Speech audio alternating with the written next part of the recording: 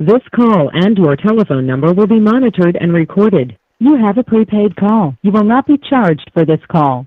To accept this call, say or dial 5 now. Thank you for using Global Tel Link. Hey Silas, just want to go ahead and give you the heads up. I went ahead and I I pulled the trigger, so we're currently live. Okay, you kind of sound like a little off, a little. Oh, what about now? Does it still sound the same? Oh, I you can know hear what? you, but I your know what it volume is. is down like really low. Hold on. I think I know what it is right now. It's my wireless headset that I got. It's connected right now. So let me check if this fixes it right now. Hold on. Shit. Let me see here. It is still the same. Does it still sound off? Yeah, you sound like way far away. Okay, let me check here. Oh, I know what it is. Hold on. Let me see here. What about now? Is that better or is it still the Okay, same? yeah, that's better. Okay, yeah. I Yeah, that's better. let me see. Oh, there's a dude in here. He's asking Cutlass Supreme. He wants to know what prison this fool at.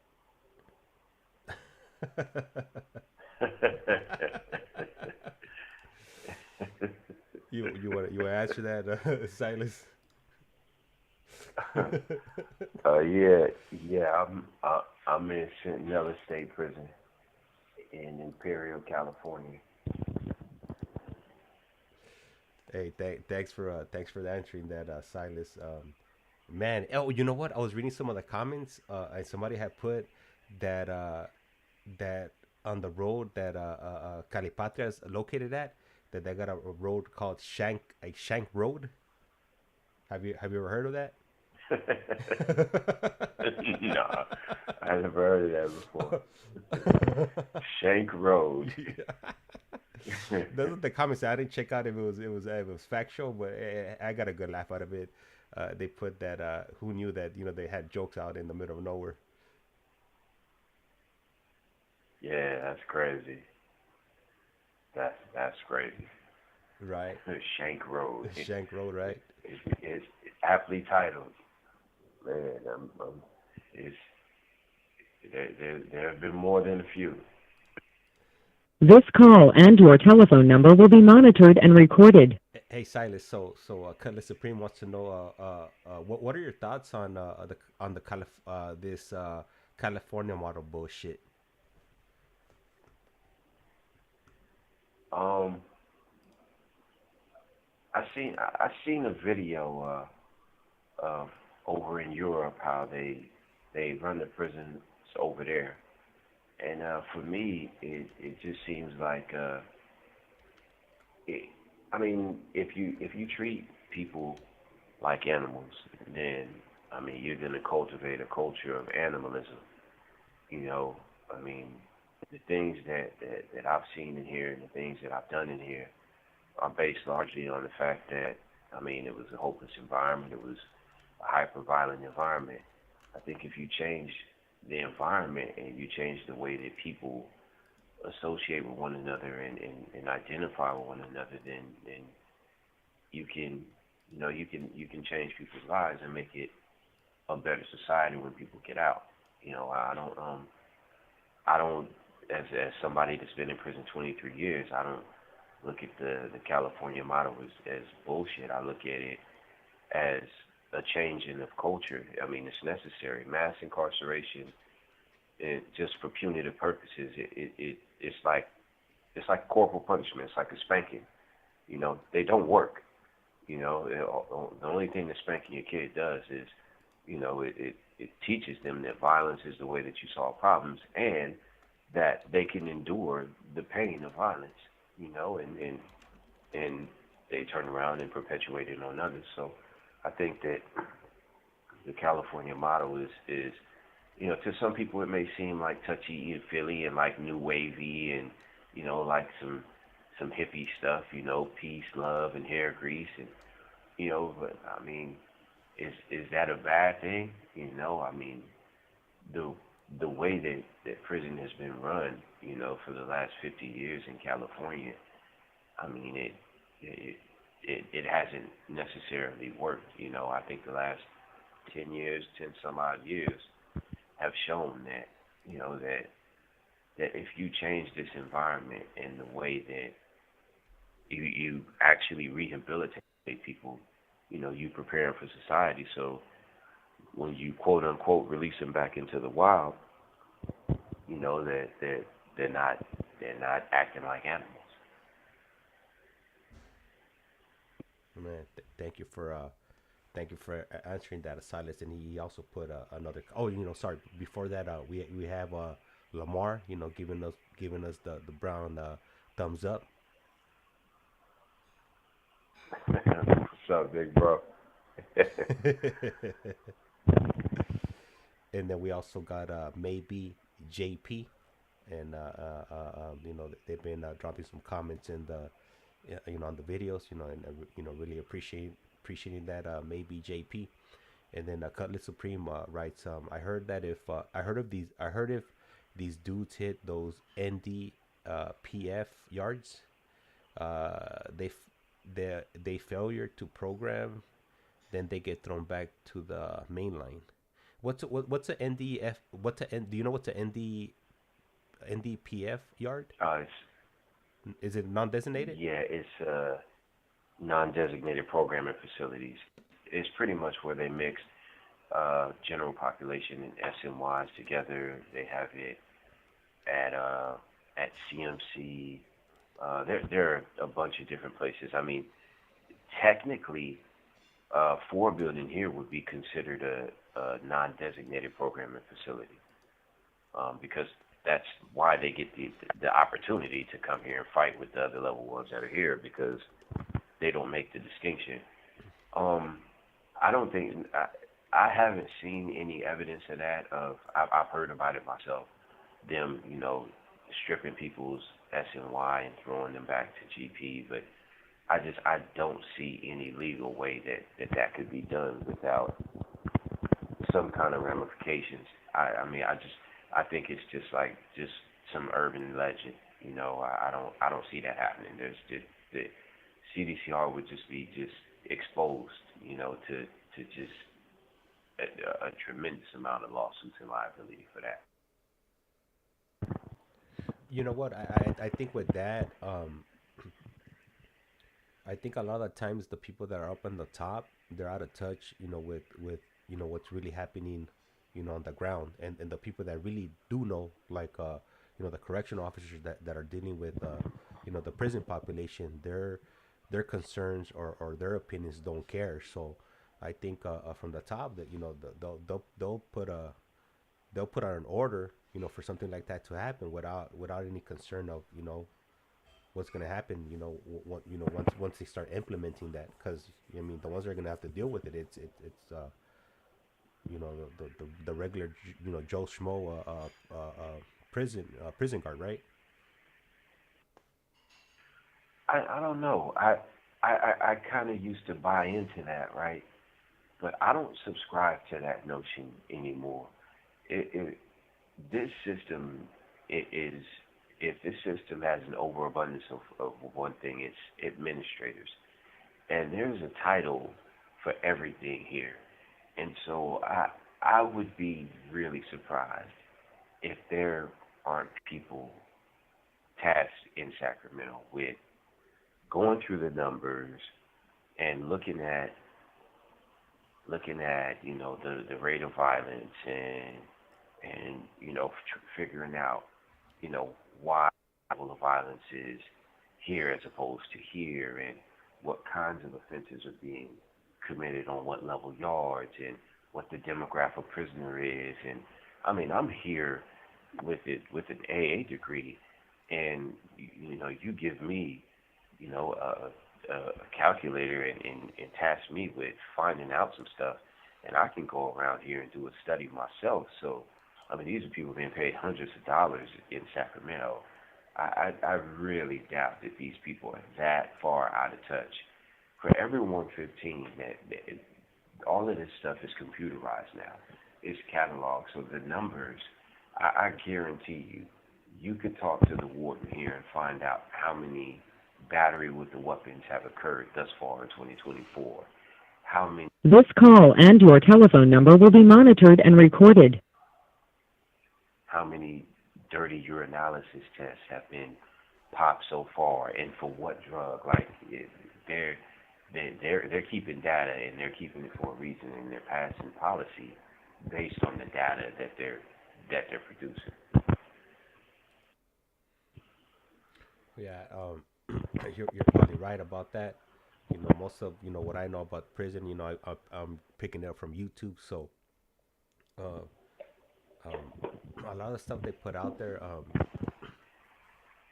from what I hear, or whatever's getting pushed out there, they're saying that from the top they don't care, and pretty much they're gonna do whatever they're gonna do, and there's this guy that I listen to. He goes by Hector Bravo, and he's always talking about that there's I think in Donovan, the plumber or somebody that has no prior prison guard training, that he's I think he got promoted up to I don't know if it was not warden, but I think the one right under the warden.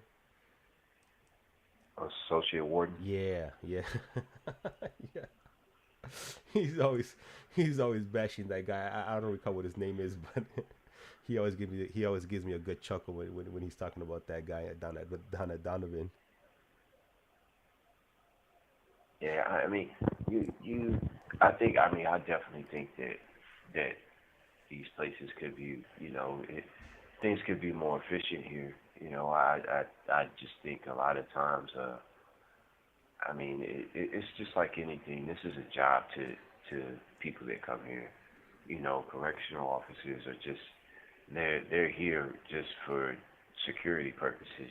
They're not, resources or, for people to, they're not here to facilitate rehabilitation. So the term correctional, officer is for security, preventive security purposes only. Like, so, it doesn't surprise me that there's just a level of incompetence. I've seen officers and administrators who are really good at their job, and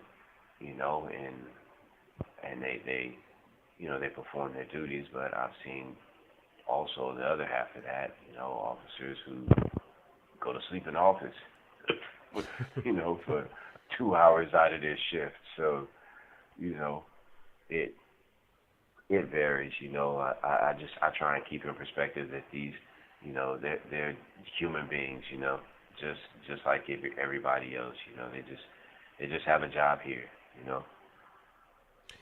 And Cutlass Supreme just wrote another comment on here, and he writes, most of the 115s now just get dropped to counseling unless it's a fight or something else.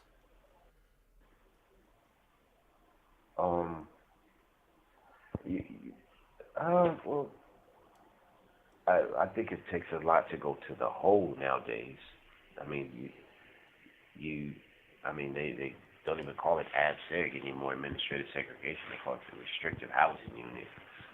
So, but as far as the 115s, I think the level of 115s are, I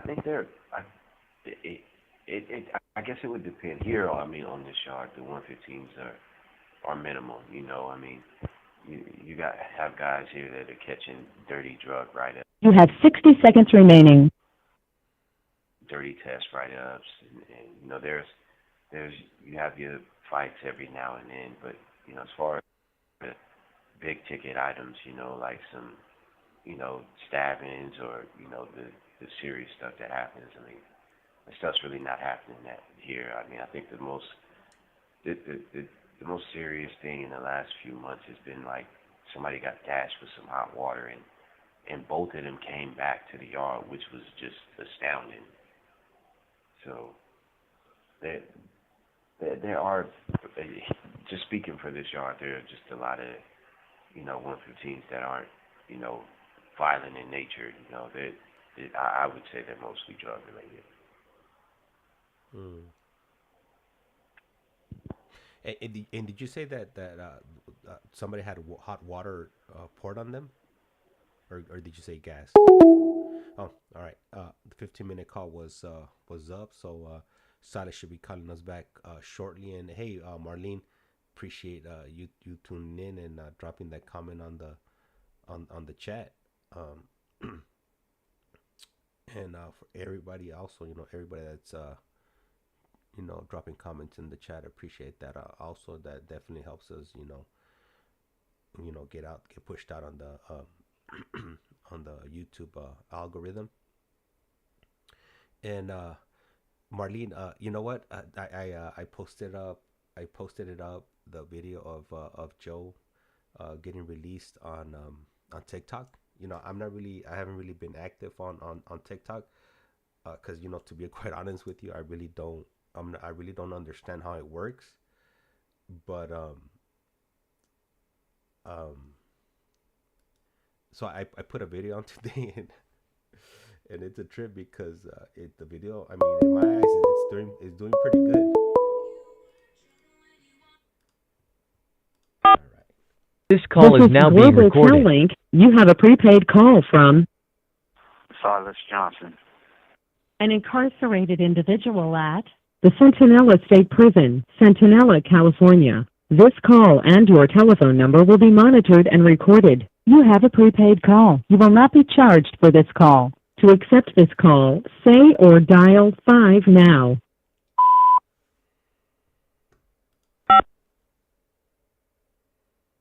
Thank you for using Global Link. Hello, Hello, James. Silas. Yeah, the system is gonna reset Oh, at that's right. I read 12, that. so it's probably gonna kick me out, and it's gonna have to reboot. Okay, okay. I, How long? we gotta pay some. What was that? We gotta pay some bills. Yeah. probably about 2 to 3 minutes. All right, then. All right, man. Too bad we don't got any sponsors, because if not, I would definitely, take an advantage of this opportunity to shut out the sponsors. But unfortunately, we don't have any, so I guess I'm gonna have to ramble about some random stuff right now while we wait for Silas to reconnect. All right, yeah. So it looks like the call got disconnected. So every time at midnight, the tablets reset. So if you're in the middle of a call, it'll it'll pretty much just like kick that person off, and we should still be able to hear the announcements. Like we're actually in a call, but obviously we're not. We lost Silas there for a moment. So what I'm gonna do is I'm gonna hang up the call, and hopefully he's able to call us back once everything is said and done. And Marlene put told you just gotta filter the comments or just ignore them, cause fools be trying to bang and act dumb. Yeah. Well, you know what? To be quite honest with you, I mean, so far, the comments haven't been maybe like one or two comments, but other than that, I think it's been pretty good. The feedback on it's been it's been positive. Well, I think, but yeah, these Joe videos, they're doing. I mean, for me, I mean, they're doing good, because I'm not I'm not doing any type of like crazy numbers or anything like that. So his videos, I think they just hit over 1,000 views. And so I was kind of surprised that I was kind of surprised that the video of no interviews, and me just landing in San Diego, and driving through what is it, or El Centro, California, that I ended up getting like over 2,000 views. So my wife was telling me that it was too long. I was like, oh, I don't know, like maybe some people want to see what it looks there, like it looks like in the middle of the night. So good thing I normally do the opposite of whatever she tells me to do. So I was showing her. I was like, hey, look, you remember you told me that these videos were too long. Like I was like, well, for whatever reason, the YouTube algorithm is pushing it out. So, and we had a good laugh over it. But yeah, back to that TikTok. I'm gonna try to focus on TikTok a little bit more. Because I know they do offer a live feature, and what I want to start doing is I want to start doing lives, on multiple platforms at the same time. So, but on TikTok, you you gotta have at least 1,000 followers before you can actually start doing that. And man, like earlier on today, before I posted up that Joe video, I think I had like about I don't know, like 11 or 13 subscribers. But that video is definitely it's definitely helped me up. I think last time I checked it, it was about to hit about 100 new subscribers. So only 900 more to go. So man, hopefully it doesn't take me as long as it did on on YouTube. Because for a minute there, like when I started the channel, it was doing pretty good, but then it kind of slowed down, and but it looks like it's picking up a little bit more, which is definitely exciting. Well, it is for me. Let me see. People love the blog like videos.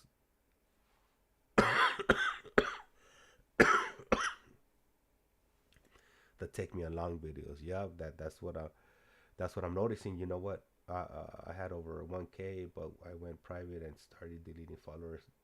Laughing out loud, I didn't know I was public at first. Oh, okay. You know what? That day that because pretty much that day that I took off over there, because I was originally gonna drive all the way over there, but then I ended up deciding not to do it because I didn't want to be on the road that long, and then to drive back, I was gonna at least waste like 12 hours on the road just driving back and forth. So I ended up flying out there, and when I landed and I was driving, I was like, man, I should have brought my my GoPro so I could have mounted it on the windshield of the rental car as soon as I got in, and I could have driven from from San Diego Airport all the way to Centinela, just in case somebody that's never been there before and they wanted to see how to get there or what it looked like, they would have that view of it. But like I said, I didn't fully think it out. Now in retrospect that I'm thinking about about how I went about it, I think on the next one I'm gonna do it a little bit different. I'm gonna come a little bit better equipped, even though I was like, I had my camcorder, which is that I was able to capture the footage with, and then I think I had maybe at least five cell phones on me. And with one of those cell phones, I actually gave it to Joe after we did our initial interview right there in front of the prison. I gave him my cell phone, and then he was just like taking pictures and recording videos and whatnot. So I gotta kind of go through the videos and edit them, and I'm just gonna put them all together. On one of them, when we were driving, I'm not exactly sure where we were at exactly, but there was a border patrol checkpoint on one of them, and he captured that he was tripping out. So you get kind of like his reaction. So I'm gonna go ahead and stitch those videos together and put them out, and hopefully you guys enjoy those videos of like his first hour or two of being out of prison. And then Marlene puts, I just got over being sick almost a month. The allergies and cough horrible, and all right, cool. There's Silas. All right. This call is now being recorded. Link. Usted tiene una llamada prepagada de Silas Johnson. un individuo encarcelado de la prisión estatal de Centinela, California. Esta llamada y su número de teléfono será controlada y grabada. You have a prepaid call. You will not be charged for this call. Para aceptar esta llamada, diga o oprima ahora el 5. Gracias por utilizar Global Tel Link. Hello, Silas. Okay. All right. So we got we got a Dame Dash in here, and he writes, "Yo, Silas, how you holding up in there, nephew?" Uh, just hanging out, man. Just hanging out. I'm maintaining. I'm maintaining, man. Just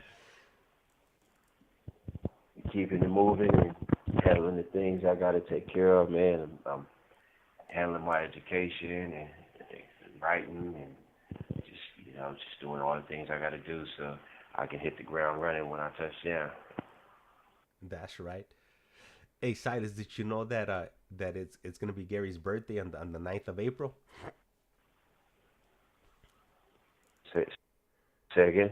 Did you know that it's gonna be Gary's birthday on the 9th of this month? No, I didn't. I didn't know that. Oh, you have to go I put it didn't know out. that. You're gonna have to go. Hey, dispensa en la tira. I just want to make an announcement that it's gonna be Gary's birthday on the 9th. Yeah, I'm definitely gonna put them out there now. Dame Dash is Yeah, I'm asking. definitely gonna put them out there now. Uh, Dame Dash, he's asking how much time you got, Neff. I've been down 23 years and on a 24 to life sentence for second degree murder and first degree robbery. And I went to board in December and was denied 3 years. So I'll be going up for review in November. And if all goes well, I should be back in front of the board next year around May. And man, we're hoping for a grant and leaving all of this behind. Man, yeah. Hopefully that everything works out like that. Cause man, I'm ready. I'm ready to catch. Like you, Jesse, David, Ricky. Man, all of you guys. I'm ready. Like, hey, like I think what we should do is every time somebody comes out, the whoever's out has to roll with me. You gotta make that trip with me, and Oh, to pick up the people left behind. absolutely. Absolutely. No man left behind. Yup. Y'all get a, yeah, eventually, hopefully, it gets to the point where we have to get a. I'm gonna have to rent a van, and that's how many of us are gonna be going back, to pick everybody up. Yeah, hey, that's actually a cool idea, man. Yeah, That's yeah. actually that's actually cool, man. Just Well, to show like the turnover, you know. yeah, like everybody and everybody, coming out, and then we could mount some cameras up on the van and capture our whole trip out there, and then we just sit out there while wait for whoever's gonna get released, and shit, we might even run it live. Screw all this pre-recording it and editing it. We'll just run it live and direct. Cause you know what, the cell phone signal right outside the prison, man. You got 5 bars out there, so in theory, I should be able to run it live. Yeah, that sounds like a plan. Yup. Yeah, that sounds like a winner right there. Yeah, yeah. You and Joe can start coming pick me up. That's right. Marlene wrote a comment. She said you gotta have a lifers lunch when they all come home. Yeah, for real. And that's gonna be a trip. Like I was telling Joe before you left, and Jesse and Gary and I, we talk about it all the time. Like, I mean, all of us that are over here on the beach, like do our TCA together, and it's just it's gonna be a trip to like watch everybody that's in here doing great things transition out there, and just to meet up with everybody out there. It's gonna be a real good feeling. And to see everybody in their state, how they're supposed to be, which is free. Absolutely, absolutely. I'm gonna have to. Man, if there's gonna be a bunch of us going out there, I'm gonna have to get a bunch of headsets, so I could plug it in, and then we could jump on. Like, we'll have to set up a call conference, so like that where whoever's still in there, they could call in and we could all have conversations, while we're waiting out there, kind of like what we did with you, like how you called in while I was waiting for Joe to come out. And then we could Yeah. be, interacting with whoever's still, left inside. Because I realized. Tell Marlene she has to get that patented, that lunch. she has to get that patented. Esta llamada y su número de teléfono será controlada y grabada. We're not gonna let anybody steal that from her. That's under her creative control right there. Anybody trying to GTA that, they're gonna get hit with intellectual property theft right there.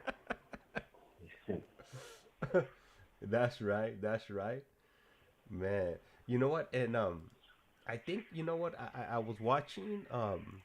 I think I want to say that Black Lifers. I think they have something like that, where they all get together.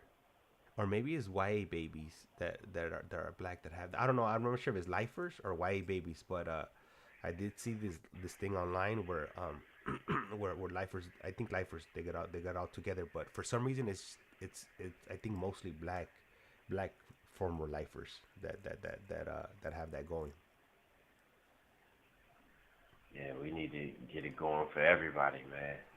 Everybody. I mean, I was telling I've had conversations with Jesse, and I told him, like, coming home, it's going to be, obviously, we're going to transition into our jobs and eventual careers, and, you're going to develop, social connections out there. But I don't think that anybody in society, with the exception of probably my brothers, and my wife, could understand, what this experience is, and so I think for me, it's going to be important for me to keep, to stay tapped in with the lifers that I've done time with, because, we've shared an experience that really nobody else but us can truly understand and appreciate, So that's going to be important for me moving forward. You know what? I think it's kind of like that bond that people that that have gone to war, and like Vietnam vets and things of that nature. They have that, like, a certain bond that nobody else could relate to, because the general public has never been through something like that. Going to the pits of hell. I mean, I don't know how else to put it, and then making it out alive, and with your still, with your mind intact. It's definitely not an easy feat right there. No, it's definitely not.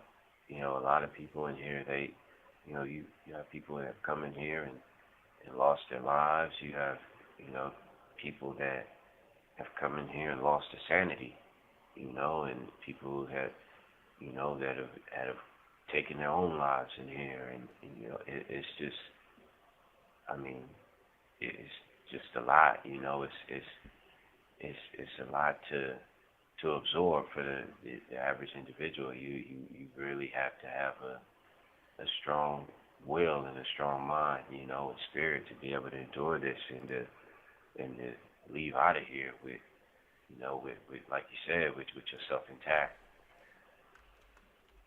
So I give anybody, man.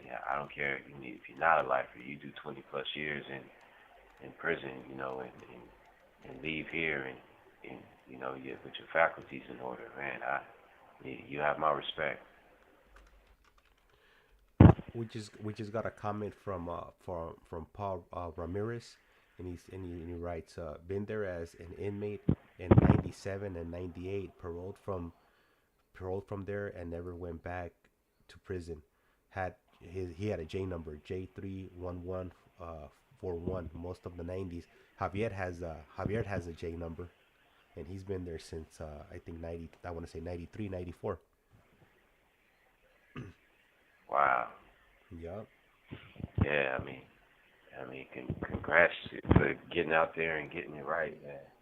A lot of people, they just, for a lot of people, these these gates are just like a turnstile, they just, it's a revolving door. They come in and go out and come back in, and, you have people that are in here doing a life sentence on installment plans, 5 years here, 8 years here, 7 years here, 10 years there, like, it's just crazy, I respect anybody that comes in here. This is my first, I'm a T number. This is my first number, and I'm 23 years into it. And man, I'm giving this back to them and never looking back, So congrats for getting it together out there and leaving all of this madness behind. Yup. Yeah, man, 90, 97, 98, man. That's when I was doing my first camp program in LA County. Man, that was the prison was a dangerous place back then. It still is, but it was really, really deadly back then. Man, I remember. I think that during those years, you could still wear your shoes in LA County jail. Back in 97, 98. Right. Yep. Were you there when they still had when you could wear your shoes from the streets? Yeah, the first time I went to the county jail was 1995. 95. Okay. Yes. I think, 95? Was it 95 or 96? 90. Yeah, no, it's 95. It was 95. 95? Yeah, it was 95. Yeah, I went. Actually, I went under one of my brother's names. I got arrested three. I went to the LA County Jail, and I got cited out. I got arrested by Foothill. I got cited out. I got arrested in Fontana. I went to West Valley Detention Center for 2 weeks and got cited out to do weekends and never went back. I got arrested under my brother's name so many times that in CDCR system right now, his social security is in my C file. They don't even have my social security number in my C file. They have his. Wow. Hey Silas, you never mentioned to me when you were telling us about your journey that you ended up in that West Valley Detention Center. How does that compare from LA County Jail? Oh, night and day. Night and day. It was just. It was. Camp was rougher than. Anybody from. I don't want to disparage. I know people are sensitive about their sections, and this is back in '97. So I know people are sensitive about their sections. Everybody want to be the roughest and toughest, but I did 7.5 months in camp. Le queda un restante de 60 segundos. Camp Gonzalez at 16 was rougher than. Esta llamada y su número de teléfono será controlada y grabada. I don't know if it was just the pod I was in or what, but it was pretty tame. Hey Silas, I don't think I told you, but I went to visit Camp Gonzalez a few months ago. Really? Yeah. Oh man, I can't believe I didn't tell you about it. I'm gonna tell you all about it right now when you call back. Okay. Yep. All right, so you know what? And I just noticed something on the video for Joe. I put that he went in at 17 and he got out at 47. Man, I'm making him a little bit older. I can't believe I did him like that. but he came out. I think I want to say he's 40. He's 45. So I gave him oh no, I think he might be 44. I don't know if he's 44 or 45. I don't know. I think he said his birthday was gonna be this month. So he might be 44. I gotta double check. I don't know, but anyhow, I put the wrong amount of years that he was incarcerated.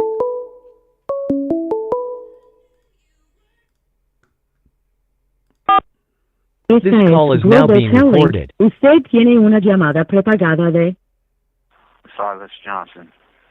un individuo encarcelado en de la prisión estatal de Centinela, California. Esta llamada y su número de teléfono será controlada y grabada. You have a prepaid call. You will not be charged for this call. Para aceptar esta llamada, diga o oprima ahora el 5. Gracias por utilizar Global Tel Link. Hello, Silas. All right. Okay. So, Yeah. So do you know Jeremy? He paroled about 8 or 9 months ago from Centinela. He was friends with Jesse. No. Okay. I probably know him by like a moniker or whatever. Okay. I don't know his moniker, so I don't think I know anybody's monikers, but so he paroled about I want to say 8 or 9 months ago, and he ended up landing a job at with one of these organizations. I'm not exactly sure how exactly like what the term of it is, so I don't want to put out incorrect information, but he works at Camp Gonzales, but they decommissioned it a few years ago, and they remodeled it now, and now they're using it for some type of training camp through ARC, I believe, and so he was able to Really? Yeah.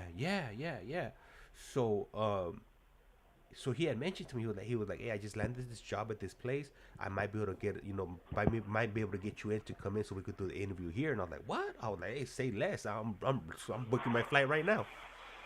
And like we had the conversation like I think on a Wednesday, and by the following Wednesday I was already out there, and I drove up there. I had never been out that way, and so I went in. A lot of it wasn't it was remodeled. Like so, like how they had like what was it called, the box or the shoe when they would put you in lockup right there in Camp Gonzales? No, it was the box. Esta llamada y su número de teléfono será controlada y grabada. So yeah, he was telling me when you walk in right there, the box was like to your right there. As soon as you walk in the gates right there. Yeah. So it was the administration building, and the box was right beside it. Yeah. So he, man, I gotta share that with you. Next time we do a video visit, I'm edit it, and because I told him I was gonna put it up this week on YouTube. So I'm gonna edit it, and then I'm having check it out. So our first interview, we did it in the I guess like the staff office that will overlook like the basketball courts, or where you guys would exercise. We did our first interview right there. Right. Then when you walk out from there, yeah, you're right. You make a right, and then there's like a little pathway, and then that's where the box would be at. And we went into the box, but the box is pretty much just remodeled. But I did go into like the rooms, and there was like each room had like I don't know, it was like a few glass blocks that you couldn't really see out anymore because they're all scratched up and tagged up or whatever. But I walked into the rooms. I even went into like the shower area, and you know what? I saw something odd in there that I hadn't seen anywhere else. The shower stalls or the restroom stalls had a door that you could close, so you could have some type of privacy. And I pointed that out to Jeremy. I was like, man, like when I went to the halls and camp and all of that stuff, everywhere that I have ever been, there was no doors. Every time you were dropping a deuce, everybody was looking at you. You had no privacy whatsoever. Well, Silmore had them. Silmore had them. You just had to go to the hole. You just had to go to the hole to get them.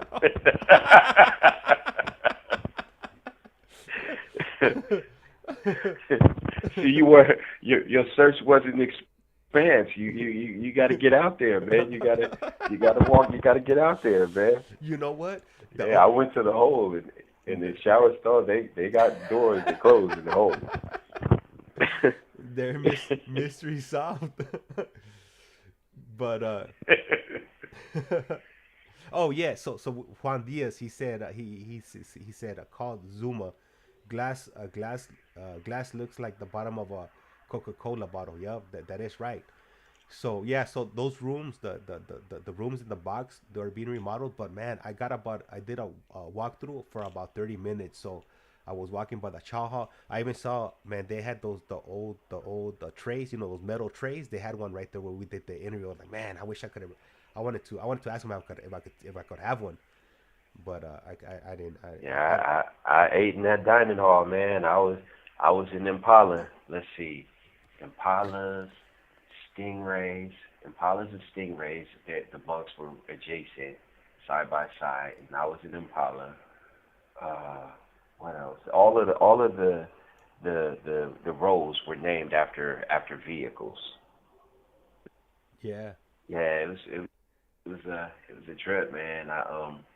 Yeah, was the dorm still there? No, so no, it was already gutted already. They had already removed all the beds, but the half, the wall, the dividing wall was still there. The day room was gone. The restroom, the shower area, they were already removing the tile. It was gonna be renovated. You know what was still They intact? had the school up there on the hill. Education was still up there on the hill. The gym was right there between education at the bottom of the hill and the dorm right there. They had like a little open area, like a concrete, almost like an amphitheater area right there behind, like right next to the gym. I remember there was like a huge tree in like by the field that was right there at the bottom of education. What else? The basketball court, the gym was still intact, and it still said Camp Gonzalez. And as a matter of fact, right now that I'm talking to you right now, I'm scrolling through my pictures right now. I'm gonna send you a picture of the basketball court inside the gym. It was I guess it Camp Gonzalez in You green know, we had letters. I was involved in a black and Southern riot in that gym. What? Yeah, yeah, that was my first riot. It was right there in Camp Gonzalez. Yeah, And Juan yeah. Juan Dos puts I got in a fight with this big essay from State Street. This dude was like a grown ass man. uh, Juan Dos puts water tank on the hill. Yeah. Yeah, man. That place. Two people went AWOL when I was there. We actually like okay. They actually filmed a movie when I was there. It came on Showtime back in the day. It was like a girls. It was like a girls like home, like a Catholic girls home or whatever. Yeah. And they had them go in there and shoot the scenes in the unit, the dorm, and like we'd go out for yard or for education for school, and they'd have them shoot it in the daytime. And they brought like craft services and like they had like a big McDonald's trailer that they brought there, and they were feeding us McDonald's and all of that stuff while they were there. I can't remember the name of that little. It was like a. It wasn't like a movie. It was like a little Showtime special or whatever. Yeah. But it was like a home for like bad girls that they were supposed to be at. But I know that they were like Catholic or whatever. It was like some kind of Catholic home or whatever place for. And man, I wish it was made in. This is what I was there. I got out of there July 1st, 1990. So this was made 1994. It was made there. I don't know the name of it though. Yeah, it's true, man. That was wow. That was 30 years ago. 30 years ago. Joseph G put Wow, nostalgic clown suits. for real. Hey, They had the green scrubs there. did you guys weren't wearing fatigues back then? No, no, they had that just like the LA County jail, like they had the blue and the white, but we had just all the green scrubs, all green scrubs. Oh, okay. Yeah. Yeah, when I went to camp, the first camp I went to was Camp Scudder, and that was 97. No, no, yeah, 97. It was 97, and I think that we had green fatigues, army fatigues. I think my I think my oldest brother went to Scott. I think he went to Scott or either Scott or Scott. It was like this was back in the day, like maybe 92, 90, something like that. I know they were close. I think. Wait, one was where the girls were, and then one was where Scott. I think Scott. Scott was where the girls Yeah, were, and he Scott. was in Yeah. Scudder. Yep. Okay, so he was in Scudder. He was in Scudder, and then they moved the girls to Challenger to Resnick. Because when I was there, I was in Scobie, and was it Scobie or Smith? I was in Smith. No, so I was in Scobie, and the girls were right there in Resnick. When we used to be in the day room, they used to be out on the yard. You know what? When I was in Resnick in '97, it was a boys camp. It was boys. There was no girls in Challenger, and Scobie. It was for psych meds. If you were on psych meds, you were in Scobie, and if you went to Smith, you were a Vapor, which was the violent offender program, and you had like a year to do in camp. Damn. Oh, Yep. they changed that all up. They changed that all the way up. Yep. Yeah, they were always switching stuff up. Yeah, man. Old Gonzalez, man. Shout out to my old counselor, Lisa Campbell. Wonder whatever happened to her. Hey, maybe she moved up through the ranks. Yeah, she was cool, man. She was straight. I know she stopped working there and she had went into the field working for the juvenile probation department. Oh, really? Yeah, she had to be like in her early 20s back then, Yeah. like maybe mid 20s. Lamar put a stutter. Oh yeah, okay, yeah, so it was Scudder. Yeah, yeah, that was back in the day. That was before I jumped off the porch. He was in camp. Yeah, yeah. But our interview with Jeremy, we actually did it. I was like, man, you know what? Because I didn't want to do, I wanted to take advantage of like the whole everything. I wanted to interview everywhere. I wanted to interview outside by the basketball courts. I wanted to interview by the mural by the school. I wanted to interview in the box in like that because in the box they had like a little what was it like a little courtyard or basketball court area inside there like that was confined. Yeah, yeah, it was, and you could actually see the. Esta llamada y su número de teléfono será controlada y grabada. That was like the little rec yard, and it had some high ass walls, and behind it was open air, and the mountains were actually behind it right there. We used to see like goats and shit come down from there. Yeah, so we ended up doing the interview in there. And man, I can't. You know what? I can't believe I didn't tell you about it. But what I'm gonna do tonight, I'm gonna clip some of the videos so you could see it. So you could see like where we did the interview. But yeah, I know exactly what you're talking about. Yeah, where he was sitting at. If you look up to the right, you could see the back of the mountains. And then there was two doors that you could walk. If you walk through those doors, you would be like right behind the bungalows of like the staff area of their office. Yeah, Yep.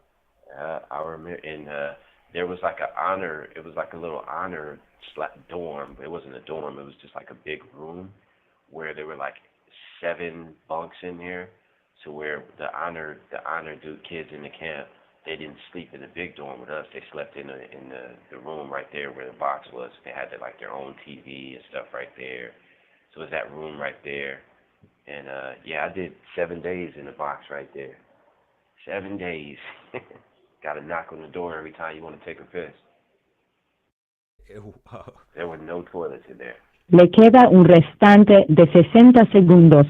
Juan Dos put they had the Zuma program in the box for the troublemakers. Back then, if you got into a fight, you did like what they call 730. 7 days in the box and 30 days added onto your camp program. Damn. What? Yeah, man. Like, I can't remember who I was talking to about this, but like the only thing that camp taught me was like that I could do time. If I didn't want to do time, but if I had to do time, like that I could do it. Like that's the only thing that camp did. Yeah. You know what? We talked about that. I mean, you know what? I think to myself I could do time, but hell no, I don't want to do time. You can't catch me. Screw that.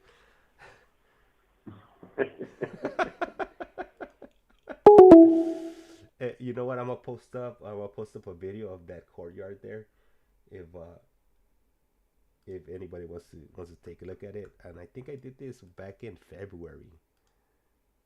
This is that's the first one right there is gonna be inside the courtyard area, and then the other one is gonna be inside the staff's I don't know what that area be called, like the control unit or the observation unit, where you can kind of look, and see like the whole outside area. Hello, Silas. Hello. Hey, can you call me back? Cause my internet was tripping, so we got disconnected for a moment, and I picked up the phone call on my cell phone. So you're not plugged into YouTube right now. If you call me back, and I'll bring you back in. All right, cool. Thank you. Bye. All right, so I was having some technical difficulties right there, and my internet went out, and well,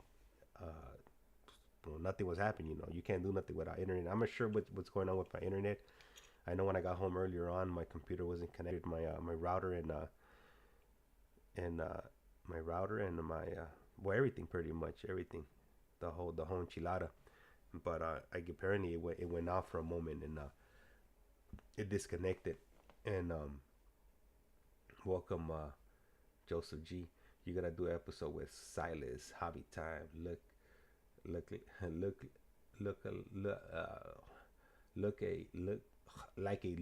looking back reflection, etc. Yup. Definitely gotta do that. As a matter of fact, I hit up Hobby today, but oh shit, hold on.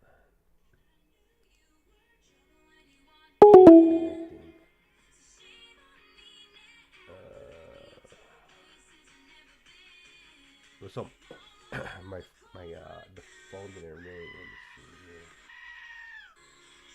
Let me see. Let me just plug it in like this.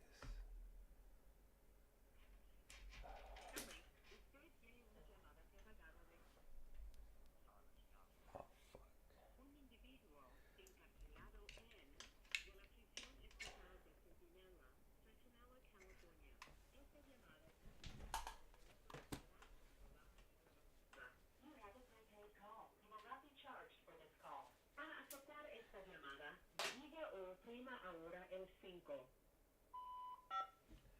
Gracias por utilizar Global Talent. Hello, Silas.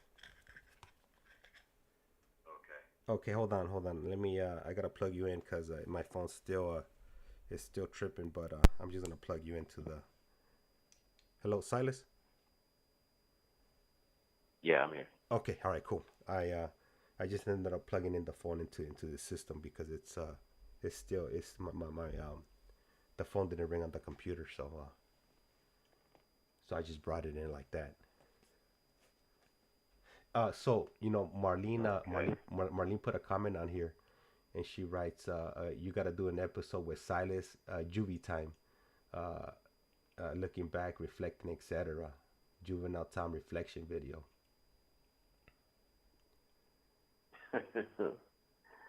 Man, yeah, that's crazy, man. I didn't even know that you went there. You know, man, you know what? I don't even know how to mention it to you because I remember you had told me you had been to Camp Gonzales, and right now when you mentioned it again, I was like, oh shit, I didn't tell Silas about me going down there. Yeah, it was a trip. You know what? I flew out there. I got there in the morning. Uh, uh, I got the first flight out. I think I landed in LA like at man, I want to say like at 8 o'clock in the morning. Got my rental car. Uh, and to top it off, man, they're trying to give me electrical vehicle, and I was like, nah, I can't take an electrical vehicle. I don't even know how to fuel this thing up. I don't got time for that. I need something with petrol. And by the by the time I ended up driving out there, I think I got up there like a little bit right before 10 o'clock. I stopped by McDonald's up in the valley. Man, I picked up like an egg McMuffin, orange juice, and two apple pies. I paid $17. I was like, what? Like, damn! And like, they definitely hit me in the gut when they told me it was $17 for a damn egg McMuffin and two. I didn't even get a hash brown with that.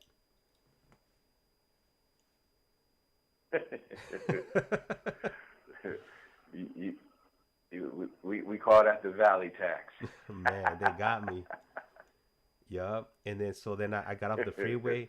I made like I think it was only like two like a left and then a right, and boom, I just drove up that road, and then you make a right to pull into the camp, and there's like that big red brick wall, and then when you walk through those double doors, it would be where the staff the staff quarters would be at, but they converted that now to house like, so they have like some program like for, I guess, for people that have been impacted by like the justice system, incarceration, or their parents have been incarcerated, or as long as they were impacted with some type of due to incarceration, they give them training. And some of the things that I did notice is like they make them, they have them working out, so I guess they could be in shape or be healthy. And then they provide them with meals, so they stay there. Whatever course they got, the program that they're attending, they stay there for whatever time it is, and they're free to leave if they want to leave. Like if they don't think they can make it or whatever, um, then they're free to walk away. But I think I overheard somebody having a conversation about somebody that they were gonna help them out and train them for like to be an engineer or something. And dude ended up walking away. I was like, what? Like that's like, those opportunities don't come around like every day. So for somebody to walk away, I don't think they realize, what kind of opportunity they had, at their fingertips, that that somebody was giving them a hand with. Yeah, I mean, that's one thing, man. Opportunities are really, really hard to come by, and once you exhaust them, you learn the value of an opportunity. So unfortunately, a lot of us, including myself, we had to have all of our opportunities taken away, to understand how important, an opportunity is. It's pretty amazing now, with all, they got all these organizations that that help out people that been in in these type of situations. Man, I wish they had something like that, back in 2000, because Esta llamada y su número de teléfono será controlada y grabada. an opportunity like that, back then would have definitely, helped me out, to be in a different place. But Yeah. but And unfortunately, fortunately for us, that right now, the pendulum is swung in favor of social justice and reform. But unfortunately, the pendulum always swings back. So there's going to be, you can even see it now, uh, you know, a push for the days of old where, the judicial system is just punitive and it's just locking people up and throwing away the keys. So, I mean, it's important for all of us right now to seize this moment and take advantage all of the resources that are available. I mean, for people that get out, to get out and stay out and access all of the resources that are available and make good, on the opportunities, because whether they do or not, eventually, those resources are going to start to dwindle because of the political spectrum that's going to eventually change. So, I mean, it's really important for everybody to seize the moment right now and build some momentum. So when that pendulum does swing back, everything isn't completely gone and we're not back to square one. Yeah, right now is definitely definitely the time to strike, and hopefully with these videos, these videos fall into the right hands. And I know from the analytics I could tell that younger kids obviously are not watching these videos. It's people like in their 30s, 40s, 50s, and whatnot. But hopefully if the right person sees it, they're able to guide somebody, or at least have somebody listen to these stories that you guys are sharing with us. I know when I was in camp, we would have like some older people come in and try to change our minds and try to change our lives, but most of us weren't trying to hear any of that. We didn't want to listen to that. It was, what are you talking about? I'm not. Yeah, the riot that happened, that I was involved in Camp Gonzales. We were in the gym, and it actually happened during a performance from a Christian like rap group that had come there. And in the song, I remember the song was named My Homie, and he was talking about like a friend of his that got killed in the song, and like at the close of the song, like we erupted in there in a full scale riot. So like, I mean that message wasn't reaching anybody, like as well intentioned as it was. Like, I think a lot of times people, you want to hear from somebody that has a shared experience. Like somebody can't tell me about the black experience in America if they're not black. Like, I'm not trying to hear that. You can observe all you want, but if you ain't lived in my skin, you don't know what my experience is. And it's the same for people who who are poor and come from impoverished communities, or suffer abuse, or or grow up in gangland territory. Like, if you haven't lived that experience, like, you really can't you can't really reach somebody because you don't have the credibility. You're absolutely right. Yeah, I mean, because who knows your story better than yourself? The next person can't tell what you've been through, especially if they're not your same skin color. Yeah, I mean, and it goes beyond skin color. I mean, I have more in common with somebody like Jesse because of our shared experience than somebody out in society that's just that's a law-abiding citizen that's black, that came up and did all the right things, and is successful out there because our paths are divergent. We don't share the same lived experience. In some ways we do, but I mean, I would have something in common with somebody that's a Mexican brother like Jesse, as opposed to that. It's all about the lived experience and shared experience, to be relatable to somebody. Yeah, you're absolutely right. Like at work, I don't think I have anything in common with anybody at work, because we've come, from different like ways, totally different places, and sometimes, those conversations that they have, I'm like, man, like if only we really knew like what somebody like me, what I went through, like you would never understand. So I can definitely, I can definitely, see where you're coming from, as far as your point of view. Yeah, it's difficult to connect with somebody who, I mean, it's not impossible. Don't get me wrong, it's not impossible. But I mean, even in my, in the personal, in my marriage, I'm married to a woman who did 49 months in the feds. Like, I think it's one of the reasons why our bond is so incredible and our marriage is so strong, because she has a lived experience. We have a shared experience, so she knows what it's like to be in this environment. Albeit on the woman side of things, it's still she understands what it is to be in here and to be dependent on people out there, and even in that, I mean, I've been extremely blessed.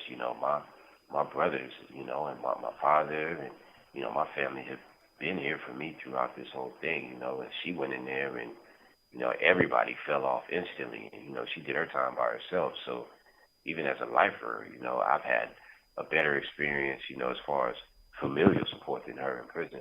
But I mean that we have a bond, because of it, and it definitely gives me a sense of, a greater sense of respect, and for where she is right now in her life. You know what? I think when it comes with women, and this is just my opinion, when women get Esta incarcerated, llamada y su número de teléfono será controlada y grabada. when women get incarcerated, I don't think that her husband, her boyfriend, or whatever are they're probably likely to walk away and not wait for them. The complete opposite to when guys get incarcerated, you have a better chance of being able to maintain to your significant other while you're in prison. And me and my wife were always joking about it, and I tell her, if you ever end up in prison, I'll send you some nice little warm socks.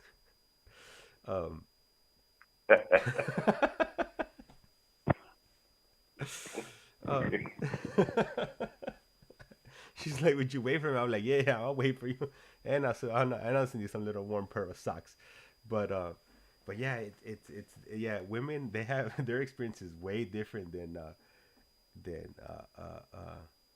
men. I don't think I think the only way a woman or have like their children come visit up there would be if like your parents, like that the parent of that woman would make that effort to take the kids up there, and when a man goes to prison, it's either going to be your wife, your girlfriend, or your parents that are going to be taking your kids up there. So I think the experience between a male and a female, it would be completely it's day and night. They would have a way different experience than each other. Yeah, absolutely. It's just it's crazy. Like we've had conversations, and she's told me about her experience. And Le queda un restante de 60 segundos. And yeah, it's really, really interesting to get that perspective, of a woman being incarcerated, Hey, Marlene wrote in the comments. She says, "Men don't wait the way women do for men." Faithfully. Yeah, I gotta agree with you on that one, Marlene. I don't disagree. Yeah, I don't disagree. I can't. I wish I could put up an argument for mankind, but I'm not even gonna try and perpetrate a fraud tonight. Hey, do you still have enough energy for one more, Silas? Yeah. All right. So, I know the audio was a bit off right now. So hopefully, right now when he comes back, I'm able to pick it up on the computer. I was having some technical difficulties in one, so I ended up, picking it up on the phone. So that's why, like that, the GTL announcement was a little bit louder than normal. But if I'm able to pick it up on the computer opposed to the phone, then we'll be back. We'll be back in business. And it is working on the computer. There it goes. All right. This call is now being recorded. Global Telling. Usted tiene una llamada prepagada de Silas Johnson. Un individuo encarcelado en de la prisión estatal de Centinela, California. Esta llamada y su número de teléfono será controlada y grabada. You have a prepaid call. You will not be charged for this call. Para aceptar esta llamada, diga o oprima ahora el 5. Gracias por utilizar Global Tel Link. Hello. All right, James. So Marlene Yeah. just dropped a message on here. She says, I got a message. I got a message.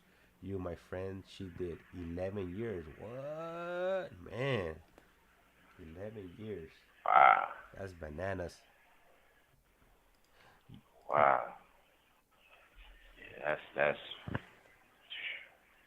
Yeah, that's a lot of time. That's a lot of time.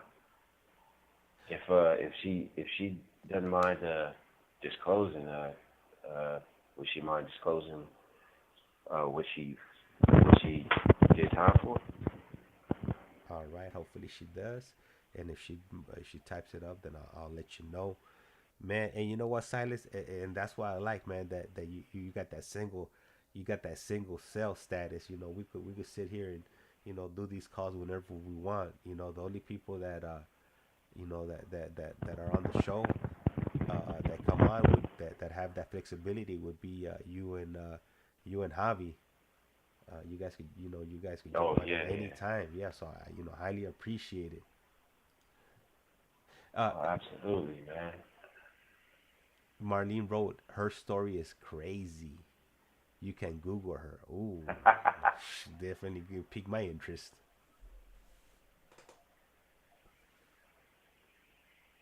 Yeah, yeah. Wow. Wow.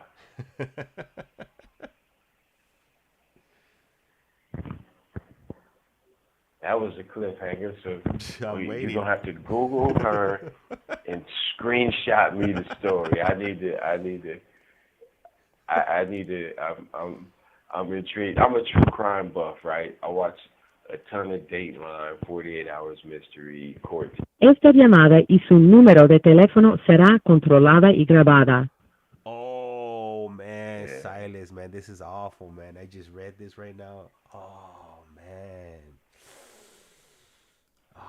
So What's that? she mistakenly used a dirty Q-tip to clean her baby's nose. Her man had cleaned his meth pipe with it, and her baby passed away. Oh, wow.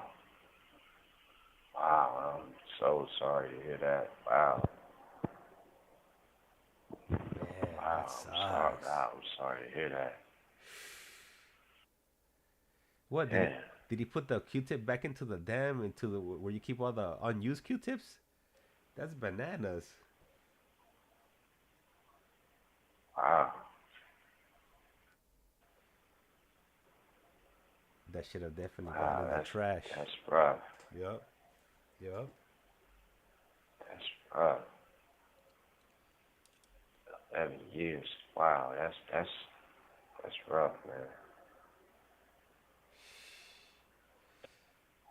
I wonder how does she feel about her time?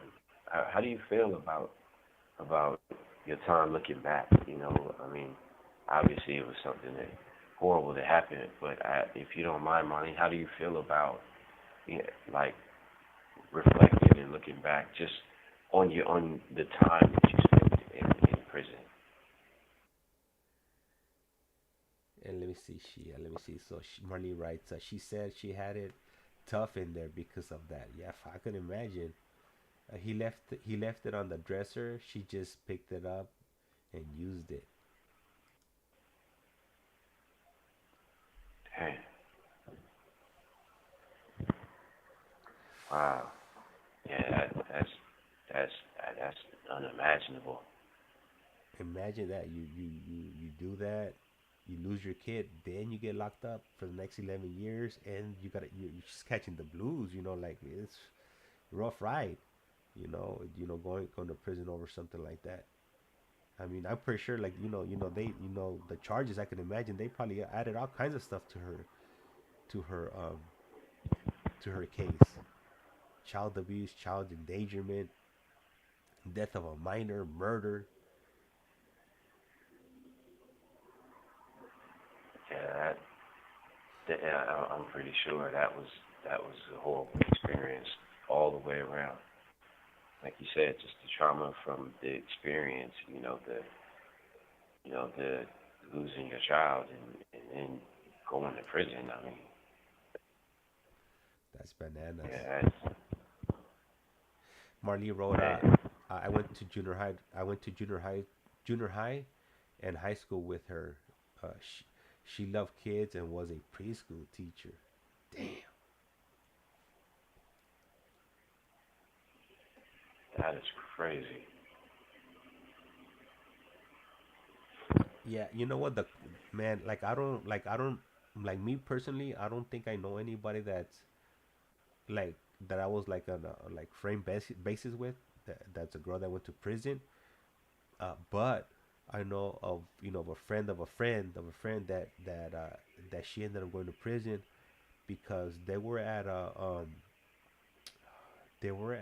restaurant or a taco stand, and this girl, she started tripping on on on a gay dude, and then the dude that she was with, I guess when the gay dude started tripping, this fool stepped in and he ended up smoking the guy. He ended up killing the dude. Damn. She went to prison. He went to prison. He got a life sentence, and I think they gave her like 10 years or something. But she caused like the whole she caused the whole incident. If it wasn't for her, that dude would have never, he would have never got smoked. The dude would have never smoked that dude. It was just a huge domino effect.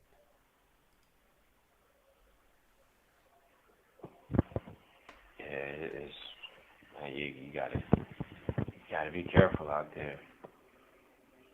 I mean, all it takes is just one moment.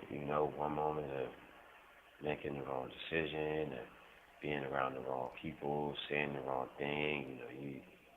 Life is so fragile, and you just gotta really, really be a thinker out there. And Marlene just wrote. She said it was sad. They straight had hate pages on her back on the MySpace days. Yeah, I've learned, that it's it's difficult to, you can't judge somebody else's story. I mean, obviously there are things that I have my own feelings about, personal feelings about, but it's, you really can't judge somebody's situation or what someone does or doesn't do. Until you've been in their shoes.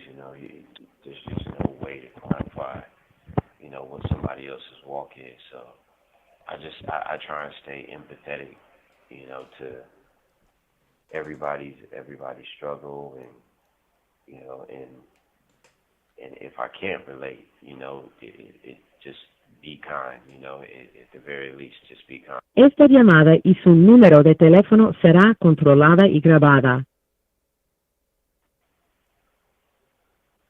Yeah, I mean that's all you could do, because everybody, and you know what, it's even like out here, you never know what somebody's going through. Sometimes people just have bad days, and they're just going through it, and they might cut you off on the road, or might try to cut you in the line in the market, and they just let it out on you because you're the first person to speak up to them, when they're having a bad day. Yeah, but just full disclosure, when I come home, anybody in traffic, you have the right of way with me 100% of the time. Wherever you're going is way more important than where I'm going, and I'm gonna pull over and let you pass. I'm the same You way when got I'm that. driving. I don't care. Like go right ahead. If you're in a hurry, you're in a hurry. But my wife, on the other hand, oh yeah, don't cut her off. She's not. She's in a hurry. She's going somewhere. She's in a hurry. If I'm in that much of a hurry, I just need to start getting up earlier. I'm good. They got it. My wife's always complaining. She says I drive too slow. She says I drive like an old lady. I'm like, man, I'm not in a hurry. Like we'll get there when we get there, and you know, it's just not even worth it. You know, especially nowadays, people are just on the road. It's crazy, man. Like people, it just seems like everybody's in a hurry, and everybody's reckless. And nowadays, um, nobody has tags anymore. Nobody has tags. Nobody has insurance. So I'm trying to be as safe as possible. Because I would say at least, you know, when I drive to work, I see at least 4 or 5 cars with no plates, no, with no nothing, not even plates. Like that's how crazy it is right now. That people don't even, you know, before at least you would steal a license plate and put it on your car, you know, to at least try to blend in. They don't even do that anymore. They don't even care. It's like the Wild Wild West out here.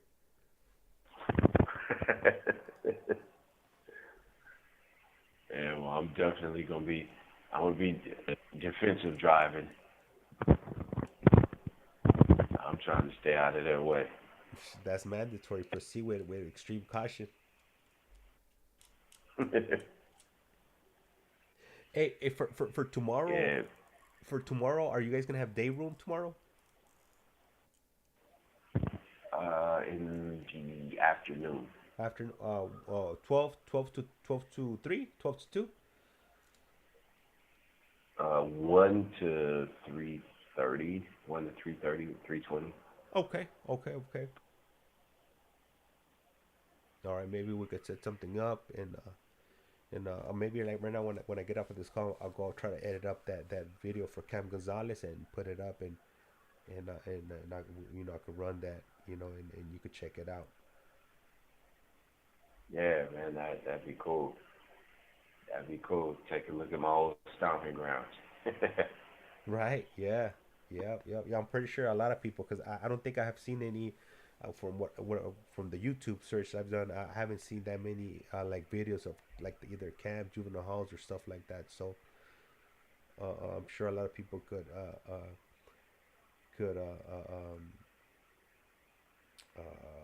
don't even know what the word I'm looking for right now, but I know a lot of people went through those camps, so a lot of people could relate, through the Oh through yeah, the through the probation system, the LA County probation department system. yeah, they definitely can, man. I can't even imagine how many kids have been through that place. I'm gonna have to Google that, and I'm gonna have to check in the 90s, how many kids were going through the LA County probation system. Man, when I went to court one time, there were like 200 of us waiting to go to court. So I mean, I can't even. Man, it's in the hundreds of thousands. Yeah, man, it was crazy. I remember when they used to move us around. You remember when they just used to move you around because like they didn't have enough space. Like they would move you from like Central over to LP just to sleep, and then they would shoot you right back to Central Juvenile or to Silmar like the next day. Now, I've never been to another juvenile hall except for Silmore. Oh, really? Yeah, I never went to another juvenile hall. It was all Silmore, and even when I did Ricardo M time, when I went and turned myself in to do 2 weeks, I did it right there at Silmore. Oh, they had a Ricardo M unit in Silmar?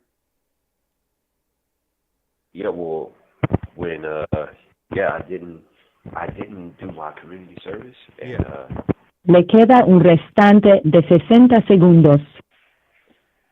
I went for like a progress report, and yeah, they took me into custody. Hey, Silas, I know I said this was the last one, but if you want, call back for one, because you definitely right now saying Ricardo M. It triggered a lot of memories. Thinking about Ricardo M. Jaws. Did you ever do it? Did you ever do Jaws? Oh my goodness. That's the reason why I did Ricardo every time. Is because I refused to do Jaws. I wasn't having it. Hey, right now when you call back, I'm gonna tell you a funny story about my Jaws time. All right. You know what? And I don't remember what Jaws stood for, but I do remember that if you guys end up for Jaws, you better be ready to work because they used to work you nonstop for hours, and I wasn't gonna do that. Hell no, I refuse to do any type of community service. I'd rather just lock me up. I'm not gonna do it. And that was like my whole mentality. You know, when it came to community service, I just was not gonna do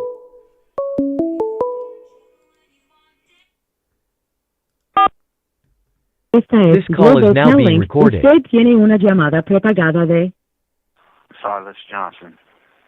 un individuo encarcelado en de la prisión estatal de Sentinela, California. Esta llamada y su número de teléfono será controlada y grabada. You have a prepaid call. You will not be charged for this call. Para aceptar esta llamada, diga o oprima ahora el 5. Gracias por utilizar Global Telling. it. Hello, Silas. Hello, hello. Hello? Yeah. Okay. So,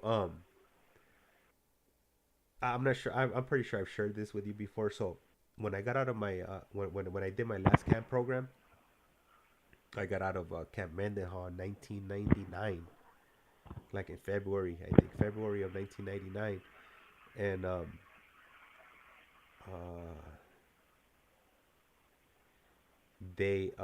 I you know what, I had like 200 hours of community service that I never did throughout my my probation period. I refused to do it.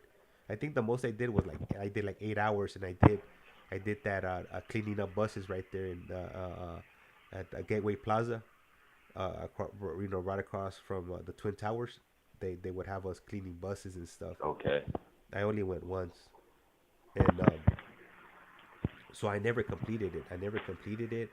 So I think when I got out of my last camp program, I think they ended up converting those hours to like 30 days of Jaws. And if you knew, if you had been through the halls or whatever, you knew what time it was with Jaws. You would go to Jaws, and they'll work you. They'll work you the whole whatever time you were there. They were gonna work you. I like the stories I heard. They were just horrific stories. I was like, I'm not gonna do that. Just lock me up. So Yeah, I went. I did a 1 day. It was in Silmore, uh, and they took us there, and we were in like a wash behind people's homes, and we were cutting the tree branches that were coming from people's homes into the wash. So we were cutting it, and like we went through like the whole wash, picking up trash, picking up trees, cutting trees, and like, and now looking back, right, like this, somebody commissioned us to do that. So like, think about this.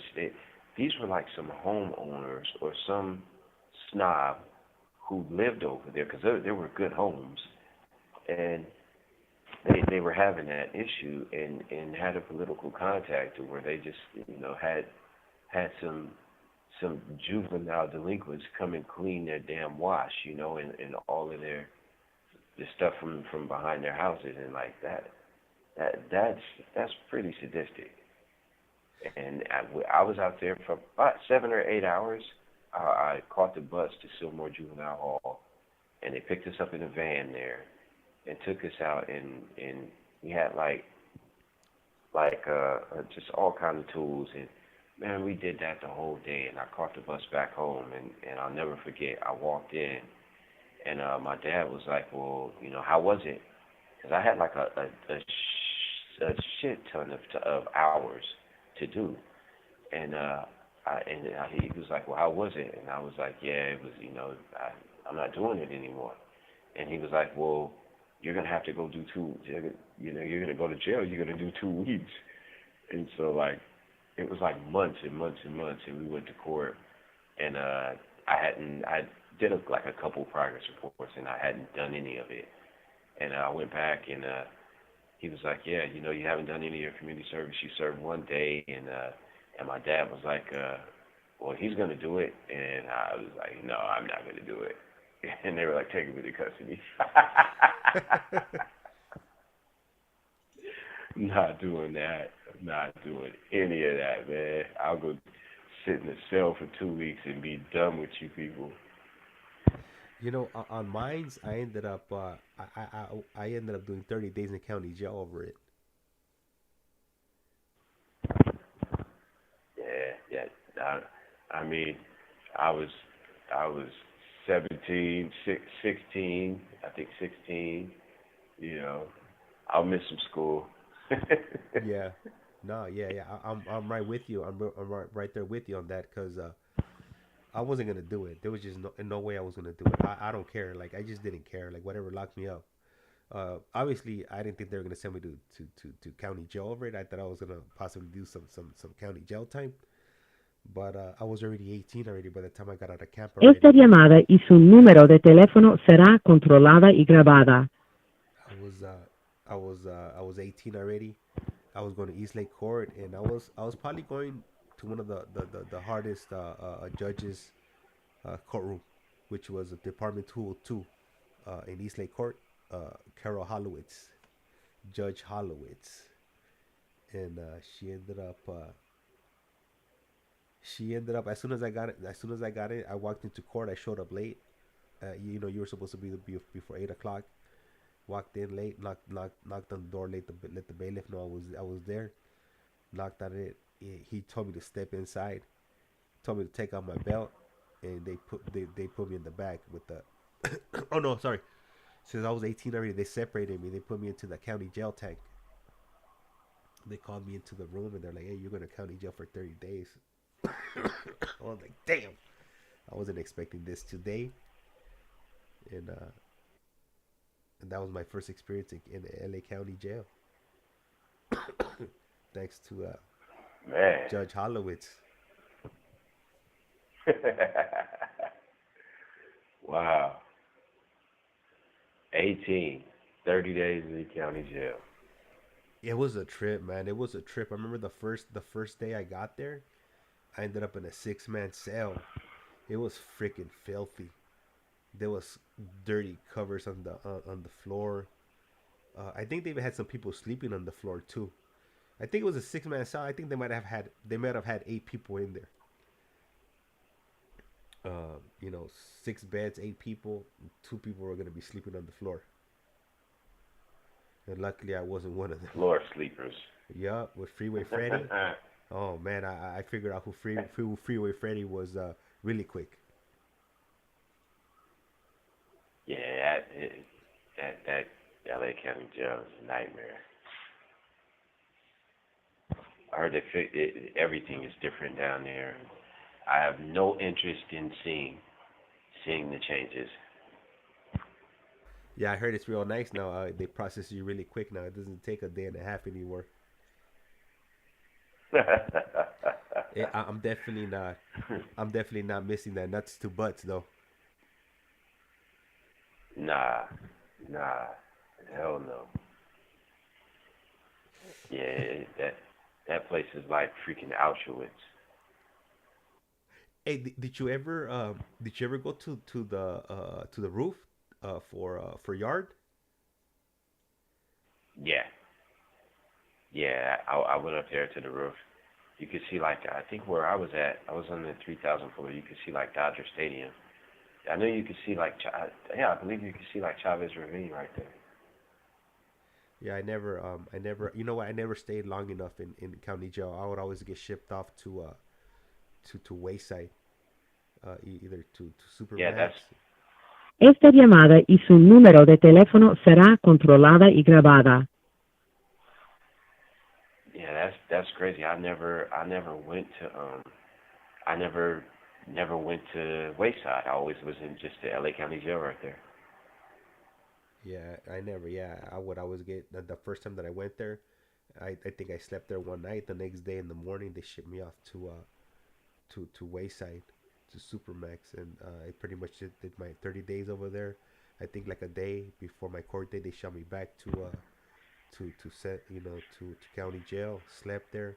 Next morning in the morning, they shot me in a van over to East Lake, and they released me.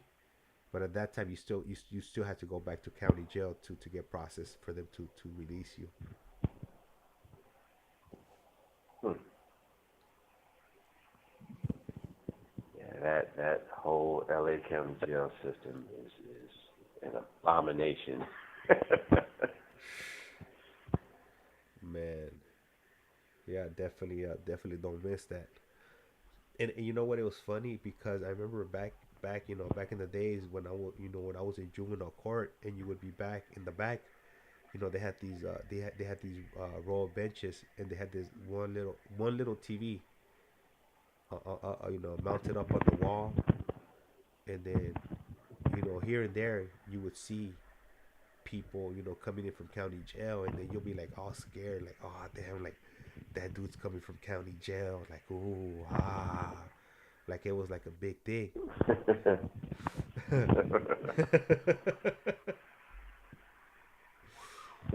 And then I remember when the sheriff said that they were gonna send me to county jail. Everybody was like, they were like, oh shit, that dude's going to county jail. Like you saw like the fear in everybody's face, like, damn, he's going he's going to county jail. I wonder what he did. Yeah, that was a big step up, man. Yeah. That was a big step up. Hey, too bad I didn't learn from that free ride. I kept on going. I should have figured it out by that time that Man, I wasn't gonna like county jail. But it took me about 3 or 4 more times before I decided to walk away. hey, at least you got it sooner than me. 'Cause I was, man, from from being detained to Silmore Juvenile Hall to LA County Jail, to West Valley Detention, to back to the county jail, to prison 23 years later. I mean, yeah, you got the memo a lot quicker than I did. Yeah. Man, yeah, it happens like that sometimes. Yeah, I figured out early on that it wasn't for me. It wasn't fun anymore. It wasn't like camp. It was serious. People were gunning to hurt each other. So I just, it didn't interest me anymore. Yeah, well, I am officially a member of that club.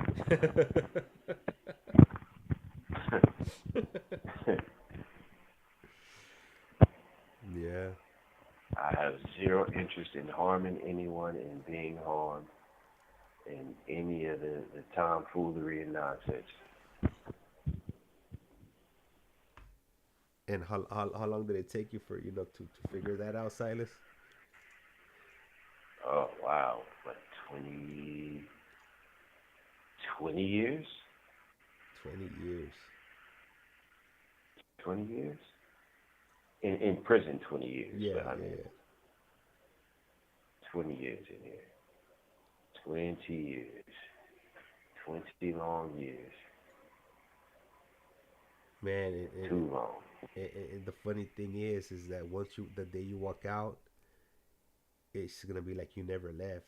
It's gonna be like you're just gonna look back at prison, and or at least this is my assumption, that it's like it's like you go from being in prison to being out on the streets, and it's like just like that, in the blink of an eye, everything changes, the whole scenery. Yeah, I since I've been in here, like, I have dreams of society, but a lot of the dreams are even when I dream of being free, they have elements of prison in them. It's crazy. Like I'll really truly be free when I'm home, and I don't dream of prison anymore. when I'm dreaming and I'm just dreaming of things in society and it has nothing to do with this place. That's when I know that I'm truly home and I'm truly free. And I see this place even in my dreams, like just like I said, different components of it. You know, like it's crazy. All right, Silas. I know we're about to get hit with that 1 minute message in about a second or two. Le queda un restante de 60 segundos. And there she is, like clockwork. Right, man. Well, thanks for the viewers for tuning in, and thank you, James, as always, for having me on, man. It's been a pleasure. Likewise, I want to go ahead and give everybody a shout out today that joined us. You know, we had Marlene. She just signed off and she was wishing us a good night. We also had Joseph G. We had Juan Dos, Lamar, Paul Ramirez, and Dame Dash. And who else? Maybe JP and Cutlass Supreme that were participating in the chat. You know, really appreciate that. And hey, thank you, Silas, once again. Absolutely, man. Thank you. All right, and like I said, around here, life's like a candle. Once you blow it out, it's like that. Lights out. And with that, we are out.